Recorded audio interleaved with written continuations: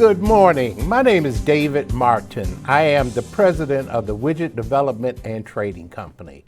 Many instances people ask me, David, what is a widget? Well, I'm going to be very simple and say a widget is a whatchamacallit, a thingamajig. It's a placeholder. It's something that you use so that you don't get into the nuances of what a particular product are. How we came up with that name, my wife and I were riding, people had approached us about helping them get their products into the store. My background is legal, I'm an attorney, and I use that term in my study. Her background is finance, she has an MBA, and she used that term in hers, and one day we were riding and we determined that we're gonna call this a widget. Well, what is a widget? A widget is whatever you want it to be. One of the first things I want you to understand is we are here to help you create that widget. What is your widget? That's what you need to determine. First of all, is it presently in the marketplace? Is there something that is already being used? And what you do is want to make it better and make it something that people will want to buy based on your marketing. One of the things we looked at and determined, I'll give you an example. Years ago, somebody approached me about doing a fried chicken skin. Well, I looked at it and fried chicken skin might work well if you were in a bar situation and somebody brought you a basket of hot fried chicken thighs and the skins off of those thighs. It's great, you drink it with a cold beer. But how would that taste if you had to stick that in a bag? Would the grease clump up? Will they get sticky? Will they get stale? Those are the kind of things you have to look at, and that might be why it's not on the market, because it just wasn't feasible. It did not work well outside of that situation.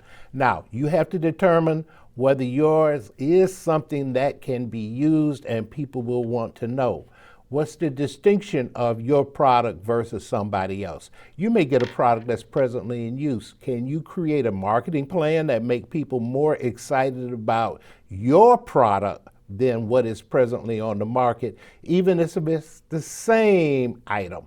Now, one of the things you also have to consider when you are putting a market or a product in the market is pricing.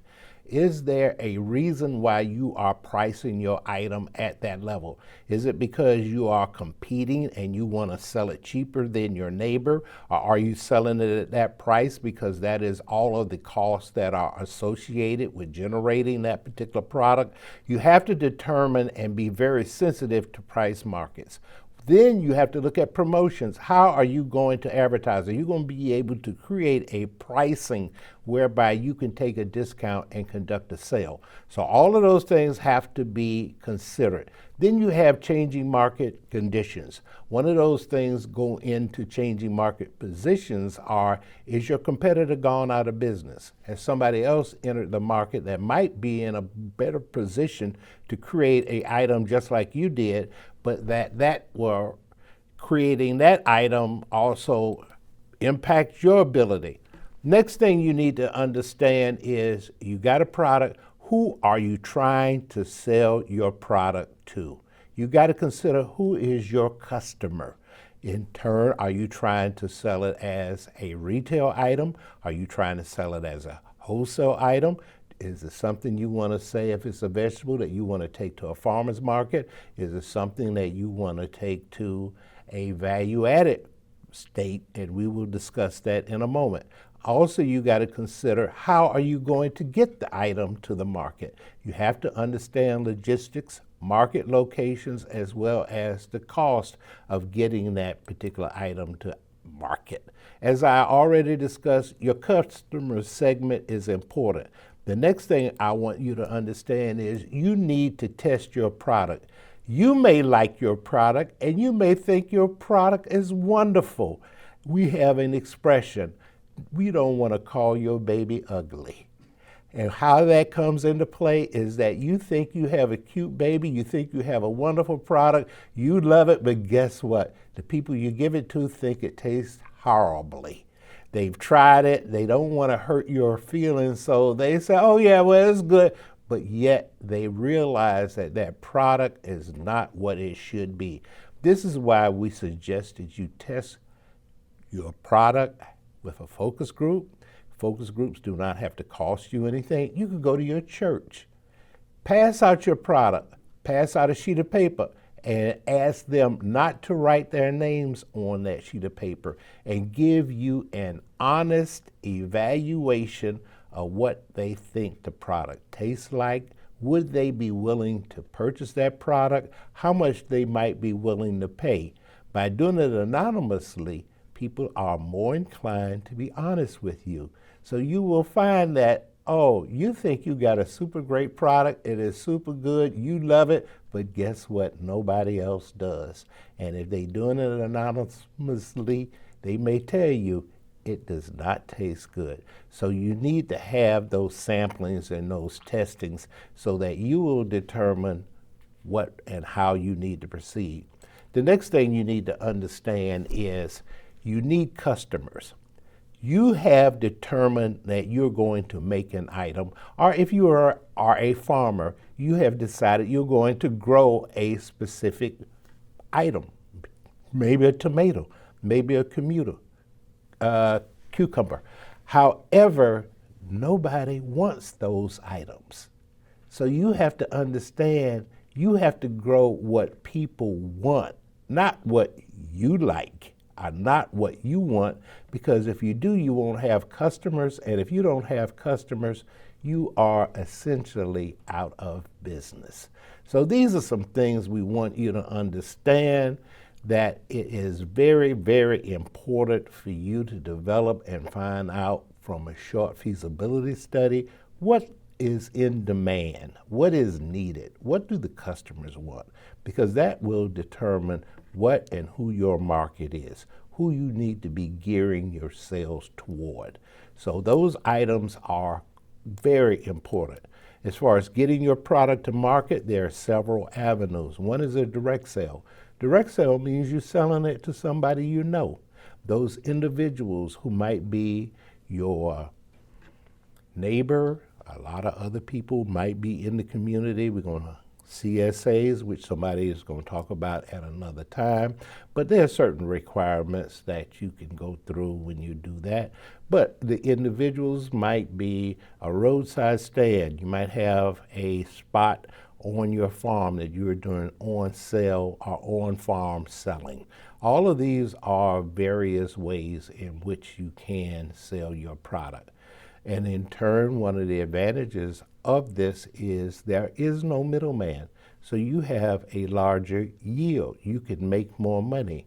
Look at all of those opportunities. Now, there are some requirements. If you're going to become a retailer, you may need a business license. You may need a tax revenue number. You may need to go through some processes so that you can take EBT, WIC, but they are not very difficult. Generally, there are things that you can just simply fill out a form and you'll get them back. One of the things that happens is if you form a business, you will be bombarded with letters soliciting your business that I will help you get Sam's for $500. I will help you go through the Secretary of State and finish your filing, $500-600. I will help you create a Dun & Bradstreet listing. Guess what? All of those things are free. You don't need to pay $500. You just need to take a moment, read through them, and if you don't understand, find a teenager. Find a young person who can help you monitor and go through and navigate through the computer to help you complete all of the forms that are necessary for you to get started. It's very simple and it's generally very low cost to become organized to conduct a business. So you got several ways you can sell. You can be a retailer, which I talked about, and a retailer is somebody that sells to the local stores as well as to your neighbor. You know, you're in that process. Or you can be a wholesaler, which means you are selling to a organization that is in turn selling to stores, selling it to farmers markets, selling it to other organizations who in turn will sell it to the general public. The disadvantage there is that you're going to make less money because you have that middle person in the middle of the process. That is as I will show you, a intermediary process. Now, you also have distributors, brokers, and cooperatives. All of these are forms in which you can decide to sell your product. Your choice is based on the idea of who you want to sell to. So this is why going back to that customer decision is very, very important. Who are you going to sell to? Now, some of the advantages, as I mentioned, of going through that intermediary is that, yeah, you don't have to be responsible for the marketing. Marketing cost.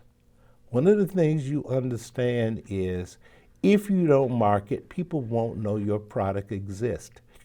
You may have the most wonderful product, but if nobody knows anything about your product, it's as if it's not there. You need to tell people it's there. You need to understand how to market. So this is one of the advantages of the intermediary. You take that off of you. You don't have that cost. You don't have the cost of distributing. You don't have all of the effort to sell that product. But the disadvantage is you don't make as much money because they're going to take that slice of pie away from you because they're going to be responsible for all of those things. Right now, with social media generally being free, you might have to pay somebody to help you with the design and also providing the information. You can generally go to a college. They have students that are prepared to assist you in the design, all of those things that you need for your marketing at little or no cost because they need the experience. So look at that as a possibility. Now, one of the other things I want you to understand with your product is sometimes your product may do better as what we call a value added. Value added means you've changed the status of your goods. They were fresh, but now you're going to convert them to a different state, like cherries, for instance, strawberries. You can eat a raw strawberry, it's excellent, but how long will that strawberry last? Well, if you converted it into a jam or some other product, it will last longer. Now, there are costs associated with that, but there are means to help you obtain funding to get to that next stage. One of the things you need to look into is the USDA Rural Development Value Added Producers Grant, because there are funds that are available to help you get to the next stage. There's a planning grant, $75,000. It doesn't sound like a lot of money, but it is your first step. They pay 50-50. In other words, there's a match. You put up half the money, or they put up half the money, you come up with half of the resources, and it can be cash or in kind. What is in kind? Sweat equity. The other grant is a working capital grant, which has a grant total of $250,000. You have to come up with the match. The match can be in form of cash, third-party in-kind contribution, your own contribution. I had a situation where I had an executive who was the president of a small family-run operation. We found that his time was worth $150 an hour. Where did we find it? On the internet, where you find most information. So we determined that he was going to contribute 10 hours a week to his business. So 10 hours a week became $1,500. Now you multiply that over a year's time, you're talking about more than half of the funds needed to get that planning grant. So there are a number of ways you can work with them. Now, some of the times they have changed some of the regulations, so you need to stay on top of and look at those ideas. So look at that to see if that is something that can help you, because you can do a lot of products. We have a product here. This is called 6-Spot Specialty Sauce. This was a sauce. They wanted to call it a barbecue sauce. We said, no, you can't call it a barbecue sauce. And the reason is the buyers in the grocery stores told me, Dave, don't bring us no more barbecue sauces. There's a proliferation of barbecue sauces. Everybody thinks they have the best barbecue sauce. However, they don't have the marketing to, in turn, entice people to come into that store to buy that product. And the pricing of that product cannot compete against the Crafts and the Hunts. They sell for possibly $1 a bottle produced. You in no way could produce an item that cheaply to compete. And the sure space and the store space is based on how the sales are going to be made. So if you can't demonstrate to them that you can get that product off the shelf into that customer's basket at that price, they are not going to put you in. Even if they put you in, they may charge you a slotting fee, and in turn, there is no guarantee that you're going to stay in, because the number of sales that they are going to expect from you are going to be excessive, and you may not be able to compete, and guess what? They will put you out. It's as if it's an apartment building and they're renting out those units. So they're renting out that shelf space. And if the items are not selling, then that's space that they are not receiving any revenue from, so they're going to put you out. The next item I want you to look at is a rabbit. Somebody was raising rabbits, and they determined that rabbit meat is something that is a new item, is different, and that's the one thing you want to look at. Can you find a niche? Can you find a hook? What's different between your product and someone else's product?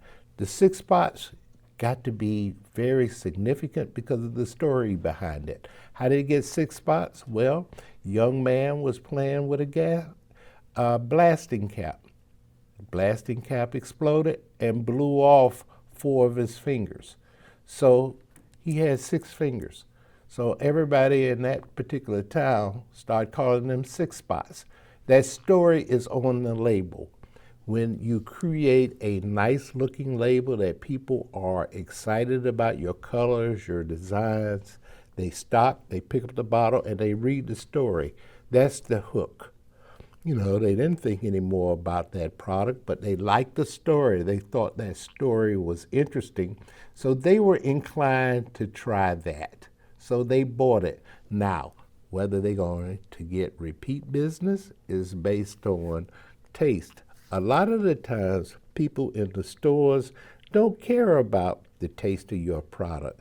Their only concern is, can you move the product off the shelf into that customer's basket?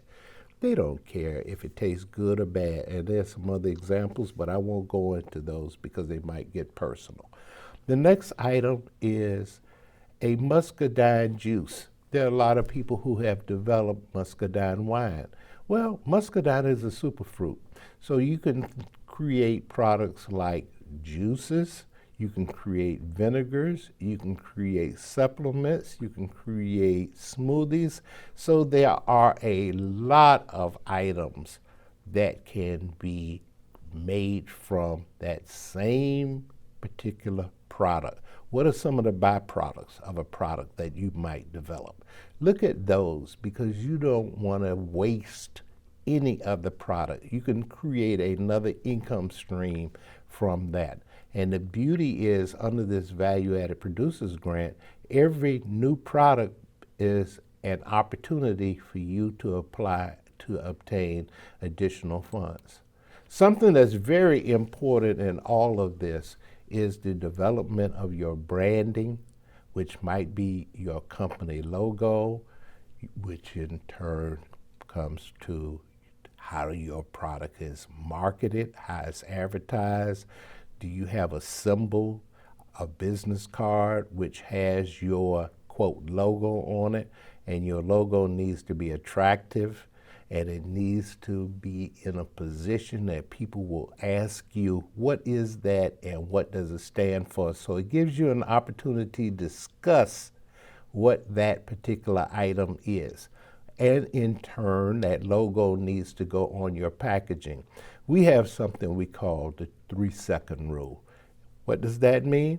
People walk through a grocery store and walk down the aisle, and they're turning their heads from side to side. They might not be looking for anything specific.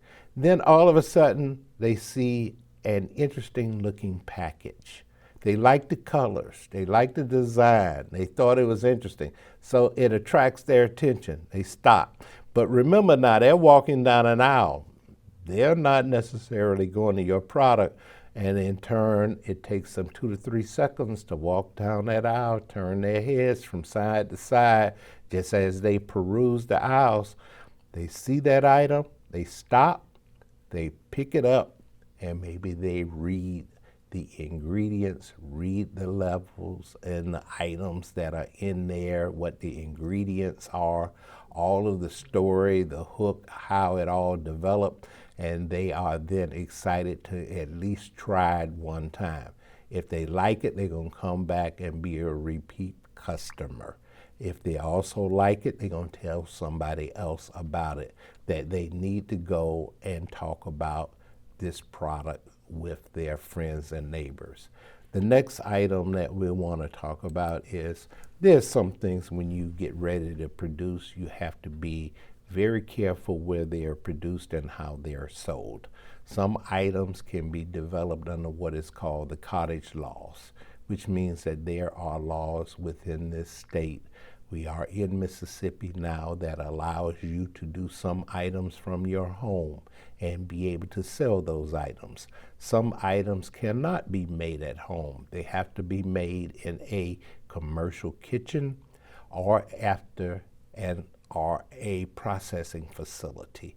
And the reason is the complexity of the items. For instance, what is the shelf life? What's the acidity level? What's the pH level? All of these things are very important because that determines how long the item will be safe to consume, because certain items won't work. I know my wife and I received some sauce from somebody, and I won't go into the details, and we closed it up and we went out of town for a couple of days, and when we came back, all the lids have been blown off because the product evolved and created some gases within the little bottle, and that gas had enough force to blow the top off of those bottles. So you have to go through and you have to do some testing, and you have to understand if you're going to just distribute within the confines of your state, you can go to a state approved facility, and we call that intrastate distribution.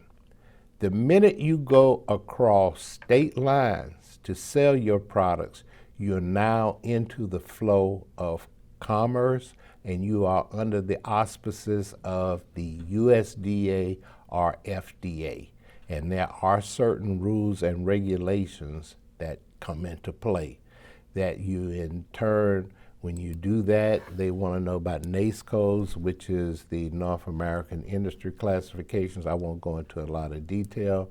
One of our businesses that we owned was a sausage business. We've owned a goat business. But if you have your baked goods, all of these products are listed, that you then have that opportunity. In turn, when you're doing your packaging and labeling, you need to have certain things on there. You have to have a nutrition panel. You also have to have a UPC code so it can be scanned. So you have to consider who your customer is. Do you want to get this sophisticated? You may not. You may just want to have some vegetables that you carry to the farmer's market, and that's fine. So it's a matter of where you want to go. We're just trying to give you an overview of all the opportunities that might be available to you. You decide which one works best for you. whether it will be more advantageous to just do and stay very small, or do you think you have something that you can take to the next level? So all of these things work out. The labeling, as I mentioned, you have to have on your products. These are some other products. The next thing that's also most important, and you got to consider this, if you do not market your product, is as if your business and your product is out of business. Because if people don't know you there, don't know anything about your product, then you don't have the ability to sell your product. These are some examples of some of the marketing that we have done over the years, from meeting with people who were foreign buyers to having festivals. And you can do videos, you can do YouTube, cable networks. We went to various food shows and festivals to sell our product. We owned a sausage business at this time. This is how we got started. We are stumblers. We stumbled into this. We had no plans to be involved in a sausage business. We had no plans to be in a goat business, but we stumbled into them and then determined how to make them work, how to monetize them, how to make money, which was important. It's not a hobby, it was a business. And we had the opportunity of using radio, print. All of these things were important. And because of what we were doing, we got involved in an international program called SUSTA, Southern U.S. Trade Association. Through that trade association, that little piece of sausage took us to places like Japan. It took us to Brazil. We received an award because we had been exporting, and as a result of that, we were shown that we had the opportunity to move. Now, this is our contact information. Frances Martin is the chairman. She's the boss. And here's my number, which I'm probably a little easier to contact, David Martin. This is my email address and my phone number. I hope you have questions. I'm glad to assist you. I know this has been somewhat quick. I didn't want to bore you with going into a lot of detail. I just wanted to give you an overview of this whole concept so that you then will look at it and think about it and follow up with me. I hope my presentation has been beneficial to you and that you got something out of this, and we look forward to hearing from you. Thank you, and I hope you have a